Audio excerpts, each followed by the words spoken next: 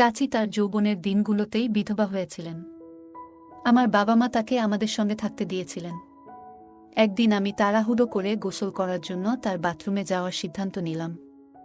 মনে হলো চাচি ঘুম থেকে উঠেই তার চুল ঠিক করছিলেন। তিনি আমাকে দেখে হাসতে হাসতে বললেন, তোমার বাথরুমে কি সমস্যা? আমিও হেসে বললাম, হ্যাঁ, তাই একটু তোমার বাথরুমে আসতে হলো। বাথরুমে ঢুকেই দেখলাম দরজার কড়া ভাঙা। আমি ভেতরে গিয়ে দরজা হালকা বন্ধ করে গোসল শুরু করলাম। গোসলের সময় চোখ পড়ল, চাচির কিছু পরনের কাপড় সেখানেই পড়ে আছে। হঠাৎ মনে পড়ল, চাচি তো আমাদের সবার জন্যই কত কষ্ট করে। গোসল শেষ করে বেরিয়ে দেখি চাচি সামনে বসে আছেন, পাতলা পোশাক পরে। তাকে সেদিন খুবই সুন্দর লাগছিল। আমার চাচি বয়স বেশি ছিল না, কিন্তু তার দেহ কিছুটা ভারী হয়ে গিয়েছিল, তাই তাকে আরও বেশি সুন্দর লাগছিল। যখন বাইরে যাচ্ছিলাম, তখন মনে হলো তিনি আমার নাম ধরে ডাকছেন। আমাকে তার কাছে বসিয়ে বললেন, তুমি আমাকে বন্ধু মনে করো, লজ্জার কিছু নেই। যদি তোমার কিছু প্রয়োজন হয় আমাকে জানাবে। তার কথা শুনে আমার মন যেন আনন্দ ভেসে উঠল। সেদিন রাতে আমি তার কথাগুলো মনে করতে লাগলাম। রাত 2টার সময় আমি তার রুমের দিকে পা বাড়ালাম। তাকে সেই নাইট ড্রেসে দেখে আমার মন পুরোপুরি মুগ্ধ হয়ে গেল। সে আসলেই অনেক সুন্দর ছিল। যখন আমি এসে পৌঁছালাম, চাচি বললেন, তোমার আসতে এত দেরি হলো? আমি অপেক্ষা করছিলাম তোমার জন্য। আমি মৃদু হেসে বললাম, হ্যাঁ, কিছুটা সময় লেগে গেল। চাচি বললেন, আমি জানি তুমি কি পছন্দ করো। তারপর তিনি দরজা বন্ধ করলেন এবং আমাকে বললেন, এসো, আমাদের একটু কথা বলার সময় হলো। আমরা বিছানায় বসে গল্প করতে লাগলাম। আমি বললাম, প্লিজ আলোটা একটু বন্ধ করে দাও। চাচি আমার কাঁধে হাত রেখে হেসে বললেন, নিশ্চয়ই। তিনি পাশের ড্রয়ার থেকে কিছু নিয়ে আসলেন এবং আমরা আরাম করে বসে গল্প করতে লাগলাম। তারপর গল্পগুলো ভালো লাগলে ভিডিওটি লাইক, শেয়ার এবং চ্যানেলটি সাবস্ক্রাইব করো প্লিজ। আমার নাম অজয়, আর আমি গ্রামের ছেলে। আমার বয়স 23 বছর, আর আমাদের বাড়ি একটা ছোট্ট গ্রামে, যেখানে আবহাওয়া সবসময় সুন্দর থাকে। গ্রামের মাটি, পরিষ্কার আকাশ আর সতেজ বাতাস সবকিছুর জন্যই আমাদের শহরে যাওয়ার তেমন প্রয়োজন পড়ে না। আমাদের অনেক জমিজমা আছে, সেগুলো আমরা দেখাশোনা করি। আমার বাবার একটাই ভাই ছিলেন, আর তিনি ছিলেন খুবই ভালো মানুষ। তিনি এমন একটি মেয়েকে বিয়ে করেছিলেন যার পোশাক আশাক এবং চলাফেরা ছিল খুবই আধুনিক। তার সৌন্দর্য ছিল মুগ্ধকর, এমনকি গ্রামের মেয়েরাও তাকে দেখে অনুপ্রাণিত হতো। চাচির সৌন্দর্য এবং ব্যক্তিত্বের জন্য সবাই তাকে পছন্দ করত। কিন্তু তার মধ্যে একটা অদ্ভুত শূন্যতা ছিল। সারাক্ষণ তিনি নিজের সৌন্দর্য নিয়ে ব্যস্ত থাকতেন এবং তার বিশ্বাস ছিল, যেহেতু ঈশ্বর তাকে এমন সৌন্দর্য দিয়েছেন, তা লুকিয়ে রাখার কোনো মানে নেই। তাই এই সৌন্দর্যে আমিও অনেক মুগ্ধ হয়ে যাই। আমি তাকে মনে মনে অনেক ভালোবাসতে থাকি। এই সৌন্দর্য দেখেই গ্রামের অনেক মেয়েও তার মতো সাজগোজ করার চেষ্টা করত। আমি চাচির সাথে গল্প করতাম, মাঝে মাঝে চাচি বিয়ের কথাও আলোচনা করতাম। যখন আমার চাচার বিয়ে হয়, তখন বিয়ের রাতে সবকিছু ঠিকঠাক করার জন্য আমি নিজে তদারকি করেছিলাম। চাচি ছিলেন আনন্দে ভরা। তবে বিয়ের 1 বছর পর ভাগ্য যেন অন্য কিছু লিখে রেখেছিল। চাচা হঠাৎ করেই আমাদের ছেড়ে চলে গেলেন, আর সেই ক্ষতি চাচির মনে গভীর শূন্যতা সৃষ্টি করল। চাচি দুঃখে ভেঙে পড়লেন, কারণ চাচার চলে যাওয়ার পর থেকে তার জীবনে কেউ রইল না। চাচির পরিবারেও তেমন কেউ ছিল না যে তাদের কাছে যাবে। আমরা সবাই মিলে সিদ্ধান্ত নিলাম যে চাচি আমাদের সাথেই থাকবেন। এজন্য আমাদের বাড়ির উপরের অংশ পরিষ্কার করে তার জন্য তৈরি করে দিলাম। আমরা সবাই মিলে চাচির পাশে থাকার চেষ্টা করলাম, যাতে তার মনে একটু হলেও শান্তি আসে। আমার চাচি আমাদের বাড়িতে থাকতে শুরু করলেন এবং আমি নিশ্চিত করলাম তার আরাম-আয়েশে যেন কোনো সমস্যা না হয়। আমি তার জামাকাপড় এবং অন্যান্য জিনিসপত্র গুছিয়ে দিলাম, যাতে তিনি সহজেই আমাদের সাথে থাকতে পারেন। চাচি নিজেও আমাদের সাথে থাকতে চেয়েছিলেন, কারণ আমাদের বাড়িতে থাকা তার জন্য সহজ ও স্বস্তিদায়ক ছিল। কারণ আমাদের বাড়িতে তেমন কেউ ছিল না, তার মায়ের বাড়ির অবস্থা তেমন ভালো ছিল না, তাই চাচি এখানে এসে থাকতে পেরে বেশ খুশি হলেন। এখন তিনি আমাদের বাড়ির উপরের ঘরে থাকেন, আর আমি সবসময় চেষ্টা করি তাকে হাসি খুশি রাখতে। চাচি মুখে ধীরে ধীরে হাসি ফিরতে লাগল, আর আমি ভাবতাম তার স্বামীর অনুপস্থিতিতে কিভাবে তিনি নিজেকে সামলে নিচ্ছেন। একা থাকা যে কতটা কঠিন তা আমার ভালোই জানা ছিল। তাই আমি সর্বদা চাচির মন ভালো রাখার চেষ্টা করতাম। একদিন আমি যখন গোসলের জন্য প্রস্তুতি নিচ্ছিলাম, হঠাৎ দেখি পানি ফুরিয়ে গেছে। আমাকে কাজে বেরোতে হবে আর গোসল করাটা খুবই জরুরি ছিল। তখন ভাবলাম, চাচির ঘরের বাথরুমে নিশ্চয়ই পানি থাকবে। আমি চাচিকে সমস্যার কথা বললে তিনি বললেন, কোনো অসুবিধা নেই, তুমি আমার বাথরুমেই গোসল করে নাও। আমি তোয়ালে নিয়ে চাচির ঘরে গেলাম। চাচি বাথরুমের কড়া ভাঙা পেয়েছি, তাই আমি তাড়াতাড়ি দরজা বন্ধ করে গোসল করতে শুরু করলাম। চাচি যাতে ভুল করে রুমে না আসেন, তাই আমি যতটা তাড়াতাড়ি সম্ভব গোসল শেষ করলাম। গোসল শেষ করে তোয়ালে জড়িয়ে বাইরে বের হতেই দেখি চাচি রুমে ঢুকছেন। আমি একটু লজ্জা পেলাম, কিন্তু চাচি হেসে বললেন, কোনো চিন্তা নেই, তুমি তো আমারই সন্তানসম। চাচির মুখে একটা মমতা ছিল, আর আমি অনুভব করলাম তার চোখে যেন একটা বিষণ্ণতার ছাপ। তার মন ভালো করার জন্য আমি বললাম, আপনি দুঃখ করবেন না, আমরা সবাই আপনার সাথে আছি। চাচি আমাকে ধীরে ধীরে বললেন, তুমি আমার খুব আপন। চাচি আমার হাত ধরে বসালেন এবং বললেন, তোমার ভালোবাসায় আমি খুশি। আমি তার পাশে বসে রইলাম, আর চাচি বললেন, তুমি আমার জন্য অনেক কিছু করছো, তোমাকে আমি আশীর্বাদ করি। তার কথায় একটা শান্তি ছিল, এবং আমি বুঝতে পারলাম চাচির জীবনের শূন্যতা পূরণ করতে হলে তাকে মন থেকে খুশি রাখতে হবে। সেই মুহূর্তে আমি বুঝলাম চাচি আমাকে তার আপন মনে করেন, এবং আমি তার পাশে থেকে তাকে খুশি করতে পারি। আর আমি তখনও তোয়ালে পরে তার পাশে বসেছিলাম, তাই আমি একটু লজ্জা পাচ্ছিলাম। চাচি আমাকে বলল, আমার ঘরে আসিও, আমরা অনেক গল্প করব, কারণ আমার রাতে ঘুম আসে না তোমার চাচা চলে যাওয়ার পর থেকে। আমি তাকে বললাম, ঠিক আছে। মনে মনে একটু আনন্দিত হলাম। রাতে চাচির ঘরে যেতে হবে ভেবে আমি একটু অস্বস্তি বোধ করছিলাম। দ্রুত জামাকাপড় বদলে বাইরে চলে এলাম। মনে মনে আশা করছিলাম এমন কিছু ঘটুক যাতে আমাকে আর চাচির ঘরে যেতে না হয়, কারণ এ ধরনের পরিস্থিতির মুখোমুখি আমি আগে কখনো হইনি। সেদিন রাতে হঠাৎ কিছু অতিথি চলে এলেন। আমার চাচাতো বোন অনিকা এসেছিল, যার শিগগিরই বিয়ে হবে। সে চাচির কাছ থেকে ফ্যাশন টিপস নিতে এসেছিল। আমি তখন হতবাক হয়ে গেলাম যখন চাচি বললেন, অনিকা আমাকে ফ্যাশন টিপস দিতে শুরু করুক। আমি একটু বিব্রত বোধ করছিলাম। আমার কিছু বলার আগেই চাচি আমার হাত ধরলেন, যা দেখে আমি ভয় পেয়ে গেলাম। চাচি টেবিলের ওপারে ছিলেন, যা তাকে এইসব ঘটনা থেকে অদৃশ্য রাখল। আমার জীবনে এই প্রথমবার কোনো মহিলা আমার প্রতি এমন মনোভাব দেখাচ্ছিলেন।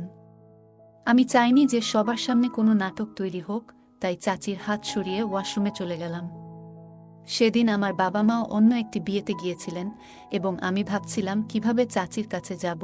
ওয়াশরুমে ঢোকার পর ভেতর থেকে চাচির কণ্ঠ শুনতে পেলাম, যেন তিনি আমার কাজিনদের সঙ্গে কথা বলছেন। চাচি বলছিলেন, আমার যৌবনের দিনগুলো বৃথা যাচ্ছে, এটা যেন আমার কপালে লেখা ছিল। আমার কাজিন চাচিকে বলছে, তুমি তোমার জীবনের পথে এগিয়ে যাও, সারা পৃথিবী পড়ে আছে, ভালো কোনো জীবনসঙ্গী পেলে জীবনে সুখ পাবে। এই কথাগুলো শুনে আমি চিন্তিত হয়ে পড়লাম। মনের মধ্যে নানা চিন্তা ঘুরপাক খেতে লাগলো। সকালে বাড়ি ফিরে এসে জানলাম চাচি আর আমি তখন বাড়িতে একাই আছি। চাচি তখন লাল রঙের পোশাক পরে বসেছিলেন। চাচিকে অনেক সুন্দর লাগছিল। আমি তার দিকে অনেকক্ষণ চেয়েছিলাম।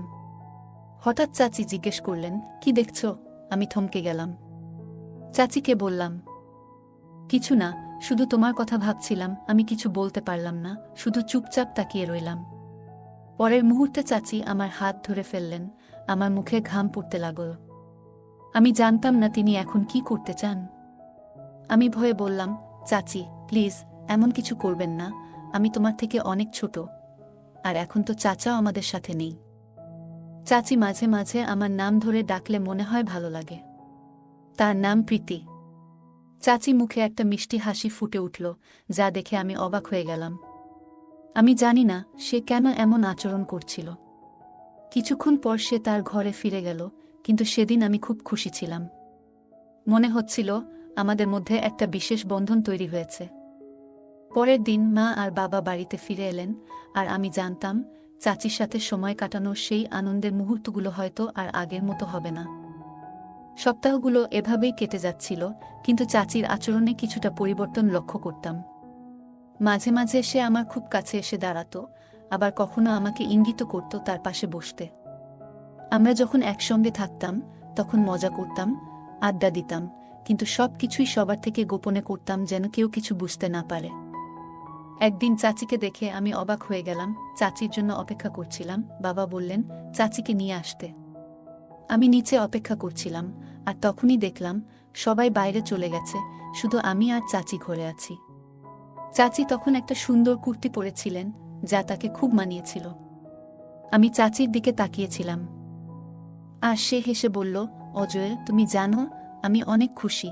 তুমি যদি কিছু চাও তা আমি পূরণ করব। তার কথা শুনে আমি এক মুহূর্তের জন্য হতভম্ব হয়ে গেলাম, কিন্তু নিজেকে সামলে নিলাম। কিছুক্ষণ পর চাচি ফ্রেশ হয়ে এসে আমাকে জিজ্ঞেস করলেন কেমন লাগছে। আমি তার প্রশংসা করে বললাম, খুব সুন্দর লাগছে।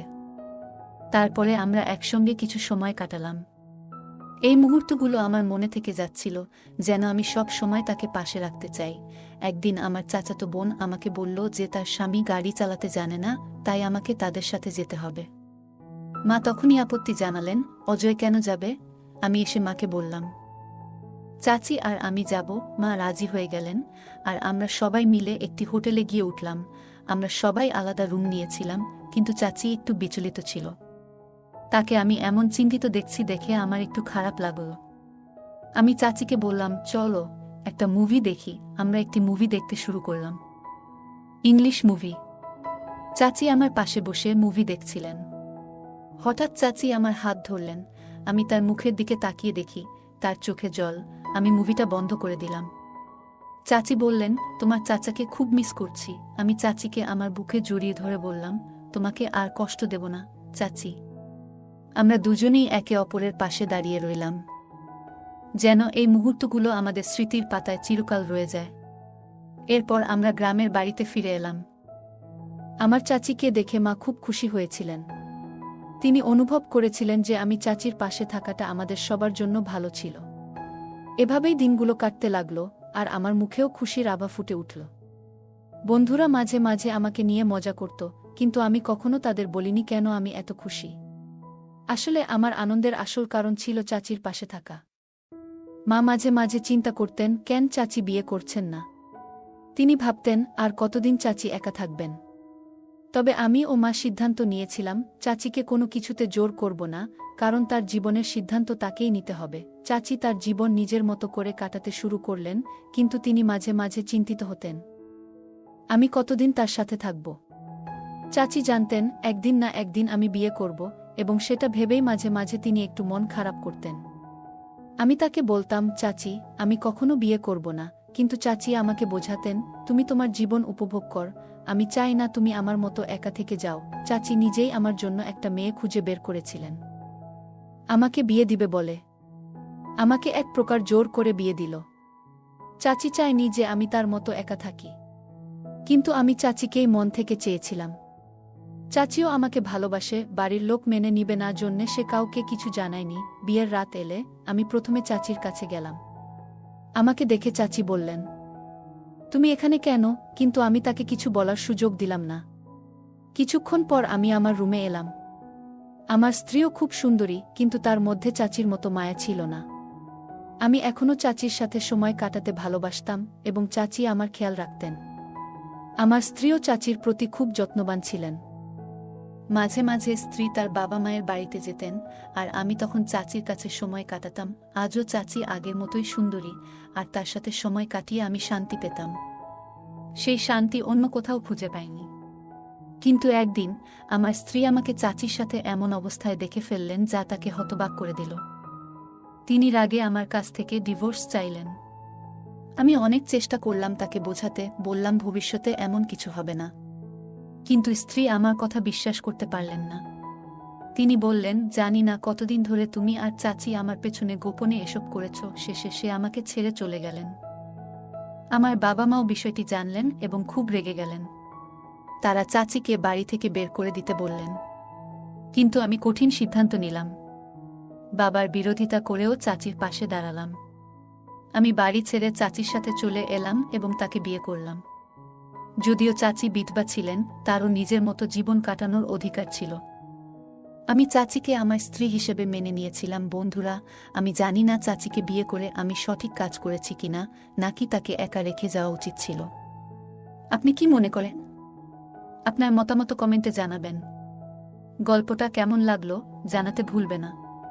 আরও মজার মজার রোমান্টিক গল্প শুনতে চাইলে ভিডিওটি লাইক, শেয়ার এবং চ্যানেলটি সাবস্ক্রাইব করতে এবং বেল আইকনটি ক্লিক করতে ভুলবে না। ধন্যবাদ।